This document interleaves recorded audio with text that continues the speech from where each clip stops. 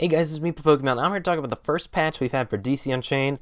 I'm going to cover everything that's been changed in this patch. There's nothing too ginormous in this patch. There hasn't been like any new characters added or costumes, but they've made a lot of really nice changes that I think you guys are going to enjoy. So let's get right into that. The gold family card drop rate has been increased. So essentially, if you guys don't know, you can get family cards when you're running missions. They can just randomly drop. I've had a couple of silver cards drop, but I guess gold drop rates were so low that people didn't even know they could drop. So they've upgraded the drop chance. So hopefully we can start finding gold cards during missions. Let me know, guys, if you found any gold cards. Another thing they've changed is just more behind the scenes change. If you go over to Flash, let's say I wanted to increase his energy, I can now use multiple of these. I guess that's not how I do it. I think it's something like for the loop, when you're running Unchained and you want to keep your characters going. I think you can set it so that way there's a certain amount of energy they'd use or something like that. I don't really know exactly how that works. I haven't gotten that good at repeating things. But essentially, you should be able to use multiple stamina potions at once. So for those of you that know how to use loop, good for you guys. Now that's there for you. They've changed some of the item prices in the game. If we go over to the shop, you can buy the starter bundle twice now, so that's great. They have a stamina package here. They could purchase 3 times per month. It's an okay deal. $3 for 30 stamina potions. That is the equivalent of 30 times 100, so that's 3,000 energy, I believe, plus 100 gems. So it's actually not too bad of a deal. I have no need for it because, as you guys see, I have plenty of those energy refills laying around. But it's not bad. It's not a bad purchase. They have this right here, $9.25. You can get gems, and then you get gems every day. How long do you get the gems for? So you get 20 gems at first, and you get 50 gems given daily for 31 days. So it's a total of 1,750 gems. So that's also not a bad deal. It's there. So we have also this silver card thing. Okay, you just get 20 silver cards out of this. There is no like one per day. You buy $9.25, you get them all. Gold card. Now here's where we get into the more expensive packages. I'm not that huge of a fan of. For how much these cost, there should definitely be some character unlockers in here. There's no reason why there shouldn't be character unlockers in there, but those aren't even, I don't even consider purchasing those. I think $30 is way too much to ask from someone for 10 gold tickets, so I wouldn't go there. But for these $10 and under deals, I think these are actually pretty okay. Definitely the starter pack. I would pick that up like immediately. Like that's great to get a character unlocker for $1, so I would definitely go for that. They might have buffed what you get from the Star Support Pack and the Argus Support Pack. They definitely cleaned up the UI, so it's a little more clear what you are getting. Personally, maybe Argus Support Pack one day, but again, I don't really need it right now. The big thing that I'm looking for when I purchase a thing is character unlockers. I think $20 is way too much to ask from people. Not much to see here. Let's see. I don't think they changed anything. Gem and gold skins, they did change with how skins work. So let's say I wanted to buy Heatwave skin.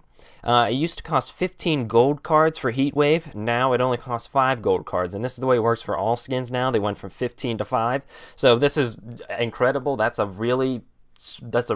I'm very happy. That's very nice from the devs. So I'm very happy with that change. Excellent decision by the devs. I do think they could try to make skins a little more expensive because they do need to look for ways to monetize the game, and I do think that's what they're looking for with character unlockers. But I don't think character unlockers are the things you should make people pay for, considering they unlock the characters. I think skins are more reasonable to make people pay for, but I'm not going to complain with you guys making skins a little more easier to obtain as a free-to-play player. Another big thing they've changed is now, I believe they're going to have events, like limited events, where you can purchase certain characters for gems.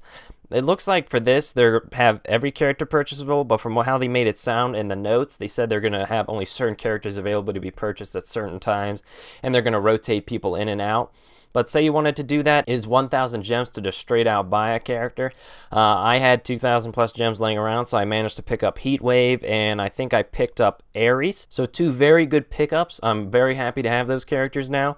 But in terms of the raw cost of these characters, to get that amount of gems, you'd be looking at $30.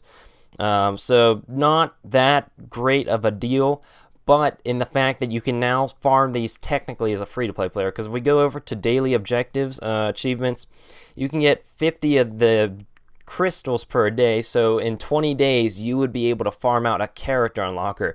I don't think that's perfect. I would still like another way to farm character unlockers. There are two ways I could see them doing that. Maybe if you can buy them with gold and they progressively get more and more expensive. Like the first one's 1,000, then 10,000, then like 20,000, then 50, then 100, then like 1,000,000. And then maybe they top out around 1,000,000, 2,000,000. So you want them to be hard to get, but maybe a couple more avenues to get them would be nice. And then I would also like to maybe see if you don't want to do that, maybe in certain modes you can get character unlocker shards. And after you collect like 20 character unlocker shards, you can build a character unlocker for like 50,000 gold or something like that. I'd just like to see a more free-to-play friendly route to get character unlockers, considering how necessary they are to the game and to experiencing the whole game. So that's just my personal opinion on that. And I believe if we scroll through the notes, there were bug fixes, and they did balance out some characters. Doesn't seem to be anything too mind-blowing. Some changes to Joker, some changes to Green Lantern family effects, but nothing too crazy. So that's overall the entire update. It made the game a little more free-to-play friendly, and I think they're making steps in the right direction. One thing to note, skins in this game, they used to be like you'd activate them and they switch in the costume and they go Super Saiyan for a bit.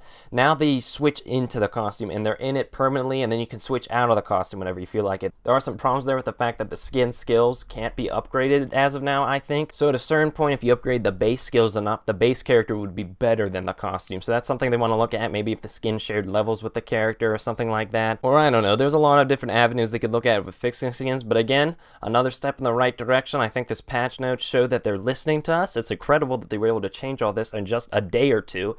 So I'm very happy for the future of DC Unchained, and I hope they can continue to make more steps into making the game a more free-to-play friendly game. So, with that being said, guys, what do I really know about what the devs are going to do? I'm just a 16-year-old. I'm hyped about DC Unchained, and I hope you guys are too. Signing off, guys.